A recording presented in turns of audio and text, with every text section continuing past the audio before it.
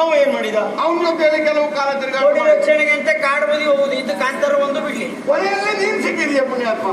ಪಾಪದ ತೊಂದರೆ ಬರ್ಪಾಯಿ ಜೀವನ ಹಾಳು ಮಾಡ್ಕೊಳ್ತೀಯಲ್ಲ ಪ್ರದೀಪ. ಏನಾಯ್ತು? ನೀನ್ ಜೀವನ ಹಾಳು ಮಾಡ್ಕೊಳ್ತೇನೋ ಇಂಥ ಹೆಣ್ಣನ್ನು ಕಟ್ಟಿಕೊಂಡು. ನಾವು ಹೇಳದ್ದು ನಂಬಿಕೆ ಬರುವುದಿಲ್ಲ. ನೀನು ನಂಬಿಕೆ ಬರುದಿಲ್ವಾ? ಅಲ್ಲ ಪುಣ್ಯ, ನಂಬಿಕೆ ಬರ್ಬೇಕು ಅಂತ ಅದನ್ನ ನಾನು ದಾರಿ ತೋರಿಸ್ತೇನೆ. ಏನು? ನೀನು ಆಕೆಯ ಸಮ್ಮುಖದಲ್ಲಿ ಹೋಗಿ ಒಂದೇ ಒಂದು ಮಾತಾಡು. ಶಬ್ದ ಬೇರೆ ಬೇಡ. ಏನು? ಕಾರ್ತಿಕ ಅಂತ ಹೇಳು. ಮತ್ತೆ ಪ್ರಕರಣ ಹೇಗಾಗ್ತದೆ ಕೇಳು ನೋಡು. ಭಾವನೆ. ಆಮೇಲೆ ಆದಿತ್ಯ ಅಂತ ಹೇಳು. ಆಗಿನ ಮುಖದ ಭಾವನೆ ಬದಲಾಗ್ತಾ ಹೋಗುದು ಎರಡು ಹೆಸರು ಬಂದ್ರು ಸಾಕು. ಆಮೇಲೆ ಆಗುವ ಪ್ರಸಂಗವೇ ಬೇರೆ. ಗೆಳೆಯ ನೀನು ಇಷ್ಟು ಮಾಡಿ ಬಾ.